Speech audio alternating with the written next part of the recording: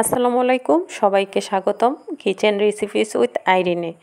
আমি আজকে যেটা তৈরি করেছি সেটা হচ্ছে চিংড়ির রসবড়া বা ইচা মাছের ঠোস। আমরা যারা ময়মনসিংহ অঞ্চলে থাকি তারা ইচা মাছের ঠোস বলি, আর যারা বরিশালে রান্না করেন তারা বলেন চিংড়ির রসবড়া বা জলটুবা, এটা বলা হয়।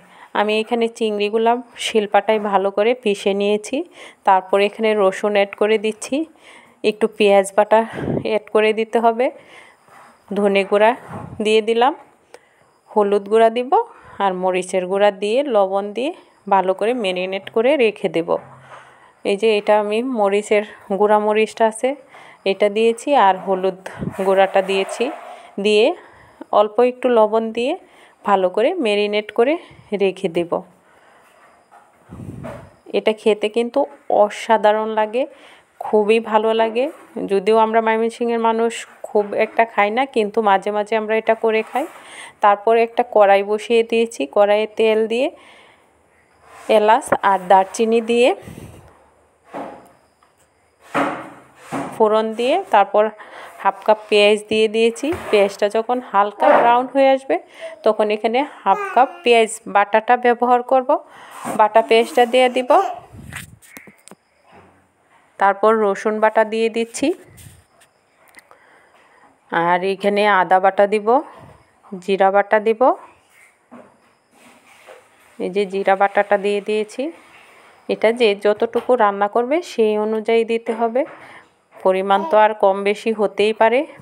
আর যখন ওইগুলা বাটা মশলাগুলা কষানো হয়ে যাবে তখন আমি এখানে গুঁড়া মশলাগুলা দিয়ে দিব। হলুদ গুঁড়া দিয়ে দিয়েছি, মরিচের গুঁড়া দিয়েছি, পাঁচফোড়নের গুঁড়া আর দিচ্ছি হচ্ছে ধনে গুঁড়া, আর একটু লবণ দিয়ে এই মশলাগুলা খুব সুন্দর করে কষিয়ে নিতে হবে। যখন মশলাগুলা কষানো হয়ে যাবে তখনই একটু পানি দিয়ে আবার কষিয়ে নেব, যাতে মশলার কাঁচা কাঁচা ভাবটা না থাকে। এই যে সুন্দর করে কষিয়ে নিচ্ছি। কষানোর এই পর্যায়ে আমি নারিকেল বাটা ইউজ করব।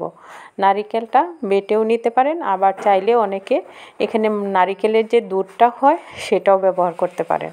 আমি নারিকেল বাটাটাই ব্যবহার করেছি, কারণ তাহলে ঝোলটা অনেক গ্রেভি হবে, খেতে অসম্ভব লাগে। সেই জন্য যারা পছন্দ করেন না তারা শুধু দুধটা দেবেন, কিন্তু এখানে দুধটা নারিকেলের দুধটা কিন্তু ব্যবহার করতেই হবে, নারিকেলটা ব্যবহার করতে হবে, নয়তো পারফেক্ট টেস্টটা আসবে না। পারফেক্ট একটা টেস্ট চাইলে, মানে পারফেক্টলি রান্না করতে চাইলে আপনাকে নারিকেল পেস্ট করে অথবা নারিকেলের দুধটা দিতেই হবে। তারপর মশলাগুলো যখন আমার কষানো হয়ে গেছে এই পর্যায়ে আমি একটু ভালো, মানে একটু বেশি পরিমাণ পানি দিয়ে ঢাকনা দিয়ে হাই হিটে রান্না করব। এই ঝোলটা কিন্তু হাই হিটে রান্না করতে হবে। আর একটি কথা, এখনও যারা আমার চ্যানেলটা সাবস্ক্রাইব করেন নাই প্লিজ সাবস্ক্রাইব করে পাশে থাকবেন। এটা আমার পেজেও যায়, যারা পেজে ভিডিওটা দেখবেন অবশ্যই পেজটা ফলো করে দেবেন, লাইক কমেন্ট করবেন, ভালো লাগলে প্রিয়জনদের সাথে শেয়ার করবেন। আমার চ্যানেল নামটা তো মনে আছে, কিচেন রেসিপিস উইথ আইরিন।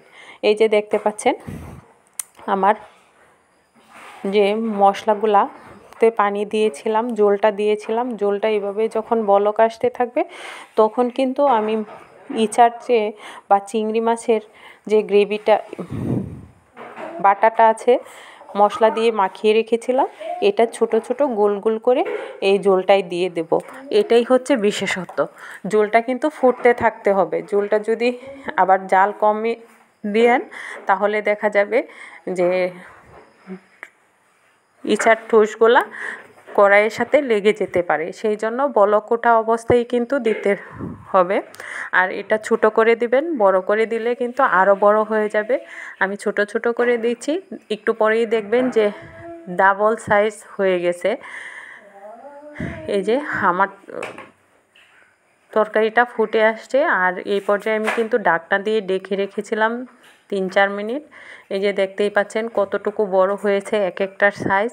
আপনারাও চাইবেন সবসময় ছোট করে দেওয়ার জন্য, বড় করে দিলে কিন্তু আরও বড় হয়ে যায়, তখন সিদ্ধ হতে একটু সময় নেয় আর খেতে একটু টেস্টটা কম হয়। সেই জন্য ছোট ছোট করে দিবেন, তাহলে খেতে কিন্তু অনেক মজাদার হবে। এখন আমি আবার ডেকে রান্না করব ঝোলটা ঘন হয়ে আসা পর্যন্ত। ঝোলটা কিন্তু একটু ঘন করতে হবে, আবার বেশি ঘন করা যাবে না। আর এই পর্যায়ে আমি কিন্তু কাঁচামরিচ ফালি দিয়ে দিচ্ছি। এটা জালের উপর ডিপেন্ড করবে, কে কতটুকু জাল খেতে পছন্দ করে সেই অনুযায়ী কিন্তু মরিচটা দিতে হবে। মরিচটা দিয়ে তারপর কিন্তু আমি জালটা কমিয়ে দেব। খুব যে হাই হিটে রান্না করেছিলাম এটা কিন্তু লো হিটে দিয়ে দেব, তাহলে আস্তে আস্তে করে জলটা ঘন হয়ে আসবে।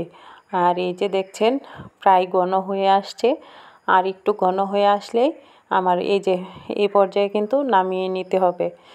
আর যেহেতু এটা রস ভরা মানে রসালো থাকবে, তাহলে তো বুঝতেই পারছেন কতটুকু রস রাখতে হবে। আর এটা জলডোবাও বলা হয়, আবার আমাদের ময়মনসিংহের মানুষ আমরা ইচার ঠুস বলি। আর এটা যারা খেয়েছেন তারা তো এটার টেস্টটা সম্পর্কে জানেনই, অবশ্যই কমেন্ট করে লিখবেন যে কতটুকু টেস্টি হয়। আর যারা খান নাই তারাও তৈরি করে খাবেন। এটা কিন্তু বড় ছোট যে কোনো চিংড়ি দিয়েই করা যায় ইজিলি। আর দেখতেই পাচ্ছেন অসাধারণ একটা কালার এসেছে। অবশ্যই আমার চ্যানেলটা এবং পেজটা ফলো করে এবং চ্যানেলটা সাবস্ক্রাইব করে আমার পাশে থাকবেন। আমার চ্যানেলের নাম হচ্ছে কিচেন রেসিপিস উইথ আইরিন, পেজটাও কিন্তু একই নামে। সবাই ভালো থাকবেন। আল্লাহ হাফেজ।